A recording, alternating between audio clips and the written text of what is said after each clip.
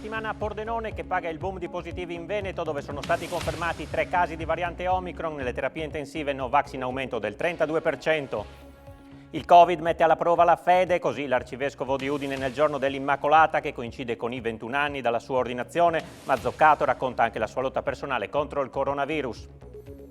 Nevicate anche sulla pedemontana in collina, entro domani mattina accumuli fino a 50 cm in Carnia, le previsioni del nostro meteorologo Renda, e da oggi tutti gli impianti sciistici della regione sono aperti. Nasce a Pocenia il primo impianto in Italia per la produzione dell'alga spirulina biologica a impatto zero sull'ambiente. A ideare il sistema 2 giovani agricoltori della frazione di Torsa. La società bianconera ha promosso a tempo l'ex vice di Gotti, Gabriele Cioffi, una settimana di ritiro in vista della sfida con il Milan. Poi il club prenderà una decisione. In Paul Stankovic una pista spagnola.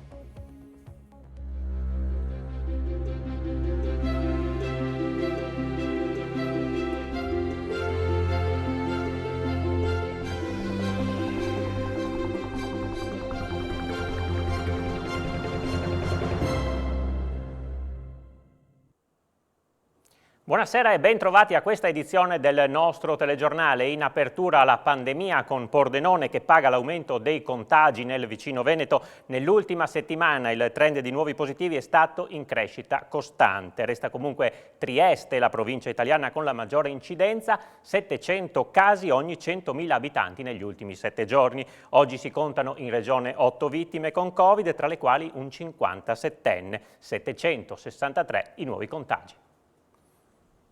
Trieste rimane la città italiana con la maggiore incidenza di casi Covid, ma la circolazione virale nell'ultima settimana risulta in crescita a Pordenone.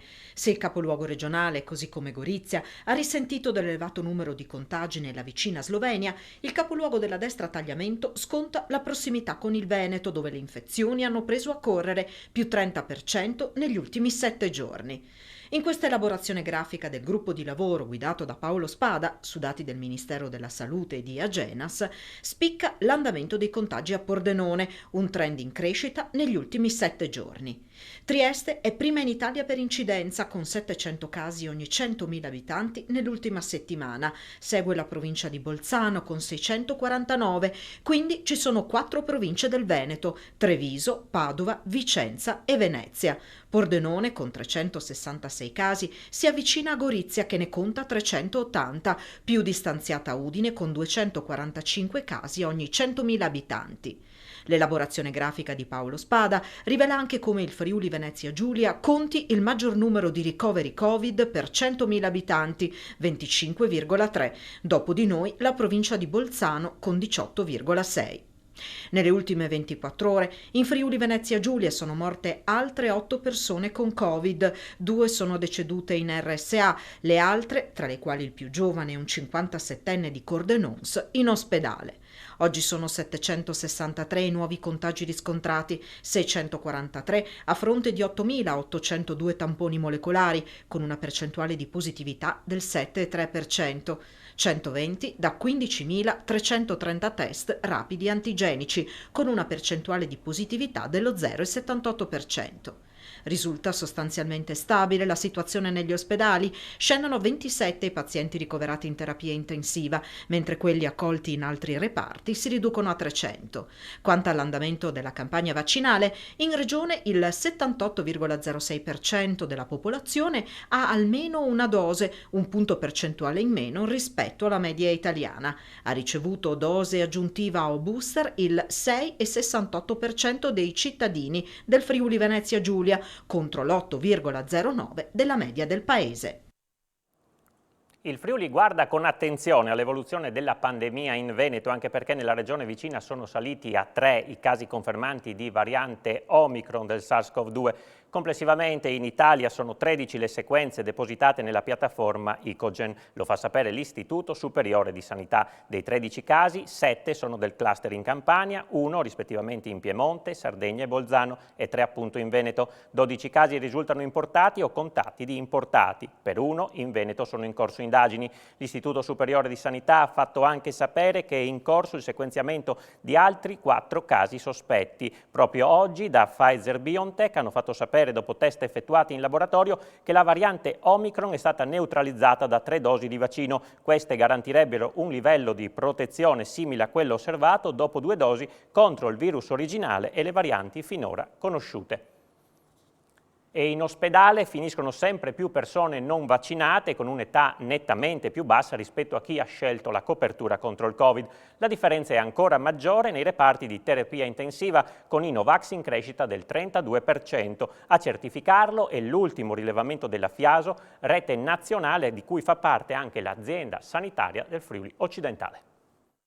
Sempre più Novax finiscono in terapia intensiva, reparto da dove calano invece sensibilmente i vaccinati. Questo quanto emerge dai dati della rilevazione nell'ultima settimana del network dei 16 ospedali Sentinella di FIASO, la Federazione Italiana Aziende Sanitarie e Ospedaliere, di cui in regione fa parte ASFO. Le cifre mostrano un incremento complessivo delle ospedalizzazioni per Covid pari al 10,1%. Si passa da 810 pazienti del 30 novembre a 892 degenti del 7 dicembre. L'età media di chi finisce in ospedale è più alta, 75 anni tra i vaccinati, e più bassa, circa 64 anni tra i non vaccinati, con uno scarto di ben 11 anni. Per quanto riguarda i reparti di rianimazione, in una settimana sono aumentati del 15% i pazienti ospedalizzati in Novax e sono diminuiti del 22% i ricoverati vaccinati. Dall'analisi della tendenza degli ultimi 15 giorni emerge come i Novax in terapia intensiva abbiano avuto un rapido incremento del 32% e di contro i vaccinati si siano ridotti del 33%. Complessivamente sono 97 i pazienti finiti nelle terapie intensive dei 16 ospedali Sentinella, con un incremento del 2% rispetto a una settimana fa, quando erano 95. Di questi, 77 sono senza copertura, gli altri 20 hanno già completato il ciclo vaccinale da oltre 4 mesi. In questo caso però si tratta, per il 75% dei casi, di soggetti affetti da grave comorbidità e con un'età media di 69 anni. Numeri differenti invece per i Novax. I soggetti finiti in rianimazione senza aver mai avuto una dose di vaccino sono in media più giovani, 62 anni, e nel 42% dei casi sono persone sane che non soffrono di altre patologie. Interessante anche la differenza del range di età, che tra i vaccinati è tra 47 e 85 anni e fra i non vaccinati tra 21 e 83 anni. Quanto ai pazienti pediatrici, i minori ricoverati negli ospedali Sentinella FIASO sono 19, di cui 1 è in terapia intensiva. In una settimana le ospedalizzazioni sono state complessivamente stabili, la metà dei ricoverati ha più di 5 anni, fascia d'età che presto potrà godere della vaccinazione. Il Covid ha accelerato negli ultimi 2 anni la scristianizzazione già avviata nel 2000, anno in cui il Monsignor Andrea Bruno Mazzocato fu ordinato vescovo. L'arcivescovo di Udine, appena guarito dal Covid, ha celebrato la messa nel giorno dell'Immacolata, festeggiando contemporaneamente la sua ordinazione. L'arcivescovo di Udine, Monsignor Andrea Bruno Mazzocato, è guarito dal Covid e si è rimesso dalla malattia in tempo per celebrare in Duomo la messa nel giorno dell'Immacolata e ricordare insieme l'ordinazione di vescovo avvenuta il 9 dicembre nella cattedrale di Treviso 21 anni fa. Ma come ha vissuto la malattia e quali sono le sue condizioni attuali? Io avevo fatto il vaccino, però evidentemente adesso non protegge del tutto, comunque io ho molti contatti e quindi poi mi sono appunto trovato positivo. Devo dire che, ringraziando il Signore, è stata una positività molto leggera, senza sintomi preoccupanti di alcun genere, quindi sostanzialmente è stato un rimanere una quindicina di giorni chiuso e quasi con pochissime cure, insomma, ecco. Monsignor Andrea Bruno Mazzocato spiega che quando fu ordinato vescovo era già in corso una sorta di scristianizzazione che ora è accelerata. Certamente gli ultimi 2 anni sono stati segnati da questo contagio generalizzato che effettivamente, come sappiamo, insomma, ha un po' toccato la vita personale, familiare e sociale un po' di tutti. Quindi sono quelle accelerazioni per certi aspetti di riflessione, ecco, su tanti aspetti della vita e anche, diciamo, penso di ogni persona. La speranza è il messaggio dell'Immacolata. La Madonna è certamente un faro di speranza nell'esperienza cristiana.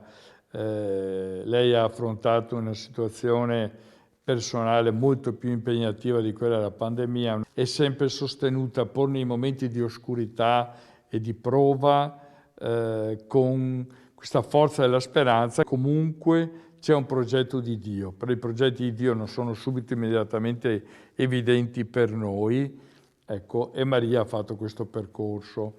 Ecco, io penso che guardare a lei, come è sempre stato per la storia dei cristiani, anche nei momenti di grande prova, è guardare quella che è chiamata la stella del mare. Cambiamo argomento, l'ondata di maltempo che sta interessando la regione ha portato la neve anche a bassa quota tra i 300 e i 200 metri nella pedemontana e nel Friuli collinare. Entro domani mattina in Carnia si avranno accumuli di neve fino a 50 centimetri. La situazione, come spiega il nostro meteorologo Antonino Renda, migliorerà però da domani. Ci troviamo nella fase più acuta del maltempo, un peggioramento del tempo che è cominciato nel corso della mattinata. Abbiamo avuto i primi fenomeni molto deboli inizialmente, poi sono diventati molto più intensi nel corso del pomeriggio. Le piogge sono divenute abbondanti e le nevicate fino a bassa quota hanno interessato tutto il nostro arco alpino, anche località poste fin verso i 200-300 metri, quindi anche qualche zona della pedemontana e della collina è stata imbiancata da questa nevicata. Neve che cadrà ancora copiosa, in particolar modo sulle nostre zone carniche, quindi sulla nostra Carnia, neve che potrà anche raggiungere accumuli dell'ordine dei 30, 40 e localmente 50 centimetri entro domani mattina. Successivamente, nel corso della mattinata, pomeriggio di domani, le precipitazioni tenderanno comunque ad attenuarsi, quindi avremo un graduale miglioramento del tempo che sarà più deciso nella giornata di venerdì. E con l'apertura degli ultimi impianti sciistici oggi è partita la stagione invernale su tutte le piste friulane. La regione ha investito per migliorare le strutture e garantire i ristori per la passata stagione che era rimasta al palo. Via ufficiale alla stagione invernale in tutti i poli sciistici della regione. Dopo l'anticipo di sabato con l'apertura a Sella Nevea, Piancavallo e Tarvisio, oggi è stato il turno di Sappada, Sauris, Forni di Sopra e Zoncolan, che nel weekend aveva visto l'inaugurazione della seggiovia a 6 posti dedicata al Giro d'Italia. E questo è solo uno degli interventi effettuati dalla regione per ridare slancio agli impianti sciistici. L'impegno da parte di Promoturismo della regione è massimo al fine di garantire ai nostri sciatori qualità, eccellenza e bellezza. Insomma, Madre Natura tanto ha fatto, ci stiamo impegnando anche noi, ci stiamo investendo, quindi le condizioni ci sono tutte per un'ottima stagione invernale, pandemia permettendo. Per quanto riguarda maestri di sci e scuole di sci, stiamo liquidando gli stessi con degli importi con fondi governativi importanti, parliamo di una media di 2.400 euro per quanto riguarda i maestri, parliamo di circa 47.000 euro, quindi tanti soldini per quanto riguarda le scuole di sci. Passate il periodo delle vacanze e delle ferie natalizie, e noi apriremo su altri 2 interventi che battono circa 14 milioni di euro che andranno ad insistere nei distretti turistici della montagna. Ora la stagione, che lo scorso anno è stata inesistente a causa della pandemia, può partire per la gioia degli amanti della neve. E a proposito di neve, cade mentre fa sci alpinismo e si infortuna gravemente, ma per sua fortuna sulla stessa pista ci sono 2 vigili del fuoco fuori servizio. È successo sul Monte Tamai, dove uno sciatore si è procurato un grave infortunio ad un arto, rimanendo immobilizzato nella neve. A poca distanza però si stavano allenando 2 vigili del fuoco, parte della squadra di soccorso neve e ghiaccio del comando di Udine, che sono subito intervenuti mettendo in sicurezza l'uomo. Dopo aver chiamato i soccorsi, lo hanno coperto e riscaldato per evitargli una possibile ipotermia. Sul posto è arrivato, non senza difficoltà per il maltempo, l'elicottero del 118 che dopo aver issato sul mezzo l'uomo con un verricello lo ha trasportato in ospedale. Senza il pronto intervento dei 2 vigili del fuoco, nella zona per caso le condizioni del ferito sarebbero state molto gravi. Passiamo adesso alla cronaca. A versi in gravi condizioni un 29enne di Caneva che questa mattina alle 15:30 ha perso il controllo della sua auto a Cordignano in Viale di Puglia finendo fuori strada. Liberato dall'abitacolo dai vigili del fuoco di Vittorio Veneto, è stato poi trasportato in volo in ospedale dal personale sanitario del SUEM. Un colpo da 20.000 euro è stato messo a segno in una casa di Sedegliano ieri pomeriggio. Dall'abitazione, rimasta incustodita durante il fine settimana, sono spariti monili in oro e preziosi di ingente valore. Una donna di Premariacco è finita nel mirino dei malviventi che dopo essersi introdotti nella sua casa e aver rubato 500 euro e una carta bancomat hanno poi eseguito 2 prelievi per 2.500 euro. Caso simile a Codroipo, dove un'anziana che si è recata allo sportello bancomat è stata avvicinata da uno sconosciuto che con la scusa di aiutarla a eseguire il prelievo ha memorizzato il codice e ha fatto poi dei prelievi fraudolenti per 2.000 euro. Indagano i carabinieri. E un incidente stradale ha messo fuori uso nelle ultime ore un furgoncino dell'ENPA di Udine, l'ente protezione animali, che è stato tamponato da un veicolo. A bordo viaggiavano 2 volontarie, di cui una è finita al pronto soccorso per un colpo di frusta. Nessun animale era in quel momento trasportato. Chi ci ha rimesso di più, spiega la sezione di Udine dell'ente nazionale protezione animali, è l'indispensabile furgone. Per tale motivo l'associazione ha lanciato una raccolta fondi urgente per poter raccogliere una somma sufficiente ad acquistare un nuovo veicolo. Vandali nel cimitero di Corno di Rosazzo in via Visentini li hanno segnalati alla polizia locale alcuni residenti che hanno trovato 3 lapidi divelte. Si tratta di un camposanto molto vecchio che normalmente non viene chiuso nelle ore notturne. Cambiamo argomento, la qualità della vita è uno dei must della ICOP di Basigliano, che dopo essersi guadagnata il primo posto tra i migliori costruttori in Italia per come opera a sostegno del lavoro femminile, ha anche vinto il bando Conciliamo da 409.000 euro da investire in progetti di conciliazione vita-lavoro. Il lavoro femminile e la conciliazione del lavoro con la vita familiare, 2 aspetti che stanno molto a cuore alla dirigenza della ICOP di Basigliano, tanto da farle guadagnare il primo posto tra le imprese di costruzioni tra i 200 migliori datori di lavoro per le donne in Italia.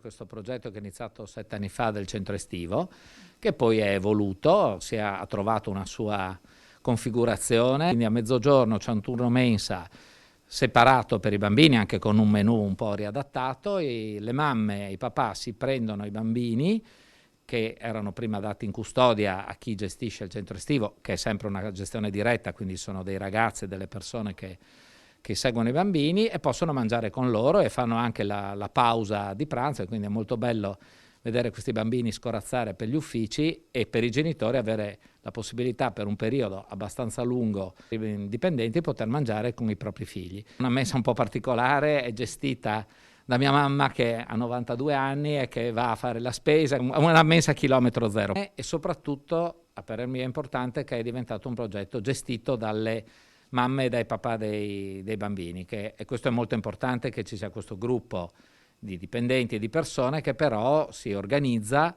e costruisce questo percorso. E su questo progetto proprio recentemente abbiamo partecipato prima e vinto dopo un bando che si chiama Bando Conciliamo, proprio sui temi della conciliazione lavoro e famiglia, con un ingente importo, perché sono 400.000 euro, che abbiamo condiviso insieme ad altre 2 imprese della zona, consentendoci l'acquisto di un pulmino che abbiamo voluto elettrico per il trasporto dei bambini, dei figli, quindi degli operai che per esempio non lavorano nella sede, perché noi siamo un'impresa di costruzione, quindi lavorano nei cantieri, e quindi assicureremo anche un servizio di trasporto dalle loro case a dove abbiamo la nostra area, dove c'è il centro estivo. Nasce a Pocenia il primo impianto in Italia per la produzione dell'alga spirulina biologica a impatto zero sull'ambiente. A ideare il sistema 2 giovani agricoltori della frazione di Torsa. Una nuova produzione, l'alga spirulina, quando è cominciata? È un impianto che abbiamo costruito nuovo nel 2021, siamo partiti il mese di maggio e adesso siamo in piena produzione. La spirulina è una microalga di forma spirale e colore verde-azzurro.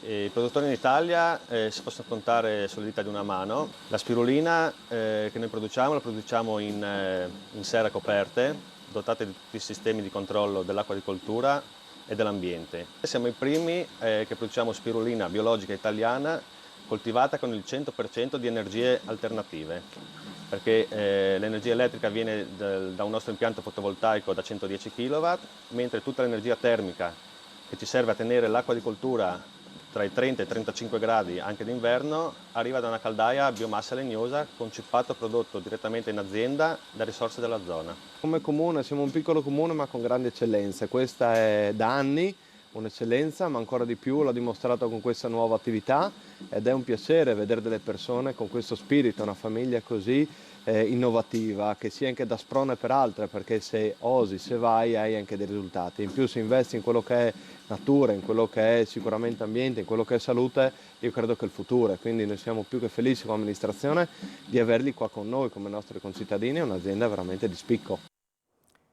E racconta proprio dei giovani friulani impegnati in agricoltura in Friuli Venezia Giulia il nuovo libro di Walter Filipputti, presentato nella sede della Camera di Commercio di Pordenone e Udine. Si chiama Le opportunità socio-economiche per gli agricoltori del futuro, il nuovo libro di Walter Filipputti dedicato all'agricoltura nella nostra regione. È dedicato ai giovani, ma devono leggerlo quelli che non sono giovani, perché capiranno che i giovani sono molto avanti e vogliono andare avanti.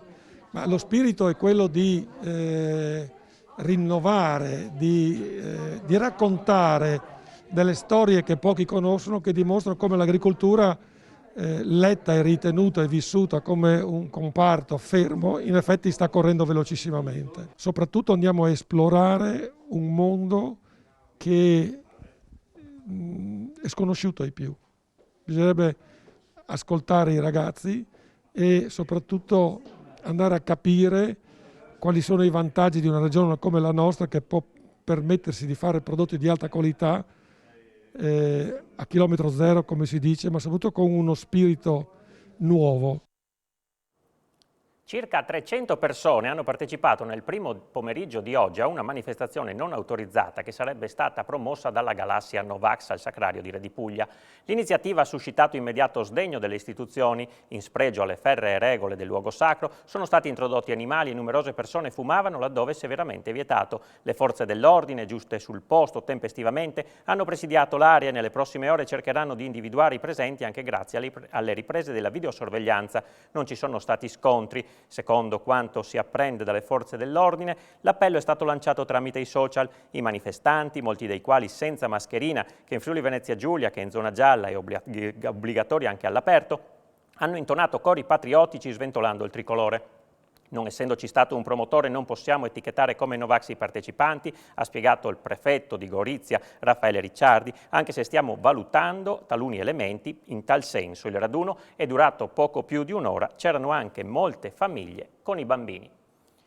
E cambiamo decisamente argomento perché sentiamo l'intervista a Erika Rebellato, la ventenne di cammino al tagliamento, che è tra le 20 finaliste al concorso di Miss Italia. Il percorso verso la finale, in programma il 19 dicembre a Venezia, è iniziato proprio dagli studi di Telefriuli, dove Erika ha partecipato alla selezione di Miss in Onda. Vediamo. Gli ultimi giorni del mese di novembre si sono svolte a Roma le prefinali nazionali del concorso di Miss Italia e proprio da lì è uscito il nome della ragazza che rappresenterà alle finali nazionali il Friuli Venezia Giulia. Erika Rebellato, raccontaci di questo percorso iniziato quest'estate. Inizialmente mi sono iscritta a Miss Italia come un percorso di crescita personale.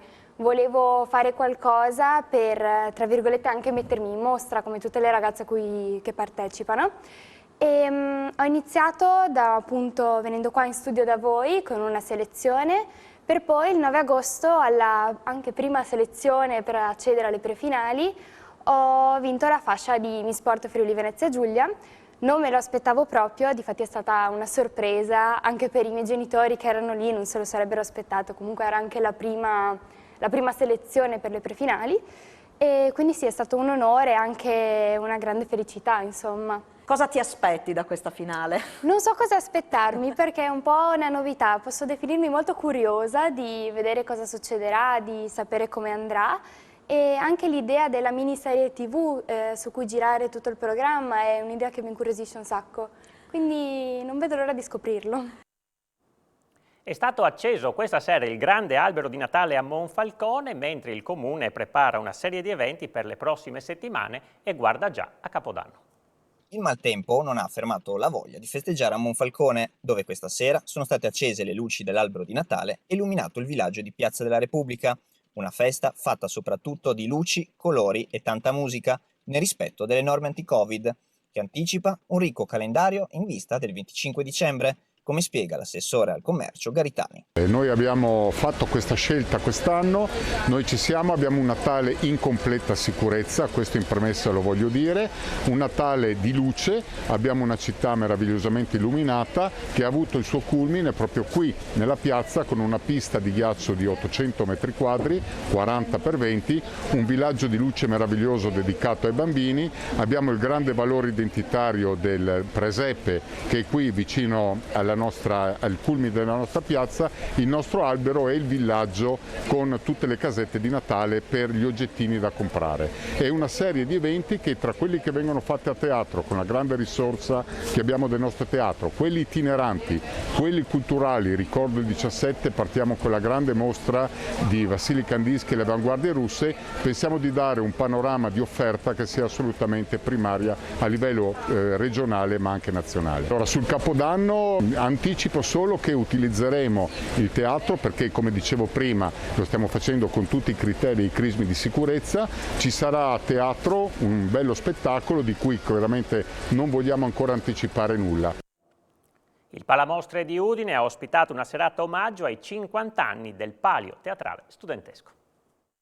Serata omaggio al Teatro Palamostre di Udine per il cinquantennale del Palio Teatrale Studentesco, importante rassegna che ha rappresentato e rappresenta tuttora per Udine una manifestazione diventata sempre più parte della città che l'ha accompagnata nella crescita culturale e politica nel senso più alto del termine. Il Teatro Club Udine, che ha contribuito a farlo nascere nel 1972 con titolo d'evento Il teatro, la scuola, la città, ha voluto pure omaggiare il suo fondatore Rodolfo Castiglione, scomparso 5 anni fa, con un viaggio nella memoria sulle origini e storia del Palio riportate dal critico teatrale e giornalista Mario Brandolin, con cooperazione di Giacomo Zito, anche lui ex paliense, attualmente affermato regista, attore e direttore artistico di importanti rassegne, fra le quali il Festival di Teatro Medievale e Rinascimentale di Anagni e la rassegna estiva Fantastiche Visioni di Ariccia. Con l'assessore alla cultura del comune di Udine Fabrizio Cigolotto a fare gli onori di casa sono intervenuti la presidente del Teatro Club Udine Alessandra Pergolese, il responsabile artistico del Palio Paolo Mattotti, il presidente dell'ERT Ente Regionale Teatrale Sergio Cuzzi, il presidente della Fondazione Teatro Nuovo Giovanni da Udine Giovanni Nistri, con il suo direttore artistico per la prosa Giuseppe Bevilacqua. Ai ricordi ed aneddoti con richiamo alle figure che hanno segnato la storia del Palio, fra le quali Angela Felice, era abbinato un documentario di 11 brevi video con una trentina di interviste realizzato dal Teatro Club in collaborazione con Teatro Nuovo Giovanni da Udine, Ente Regionale Teatrale ed Archivio Castiglione, con la regia di Stefano Giacomuzzi, udinese salito per i suoi lavori agli onori della cronaca nazionale ed internazionale. A concludere l'evento alcuni frammenti di spettacoli già andati in scena nelle passate edizioni, interpretati fra inserti multimediali e musica da una decina di ragazzi e ragazze sotto la guida di Giacomo Zito, con comune denominatore la memoria ed energia che il Palio stesso può liberare. Siamo allo sport e sarà Gabriele Cioffi, già vice di Luca Gotti, a guidare l'Udinese durante questa settimana di ritiro fino alla gara contro il Milan. Cioffi è stato confermato ad interim dalla società che ora si lancerà alla ricerca di un nuovo allenatore. Occhi puntati su Stankovic, allenatore della Stella Rossa, oppure su una pista spagnola. Di questo si parlerà a Sport FVG in onda tra poco. In più alle 21 appuntamento con il derby regionale di Serie B di basket tra UEB Gesteco Cividale e Fancostar Monfalcone. Era questa la nostra ultima notizia per questa sera. Grazie per essere stati con noi e buon proseguimento di serata in compagnia dei programmi di Telefriuli. Arrivederci.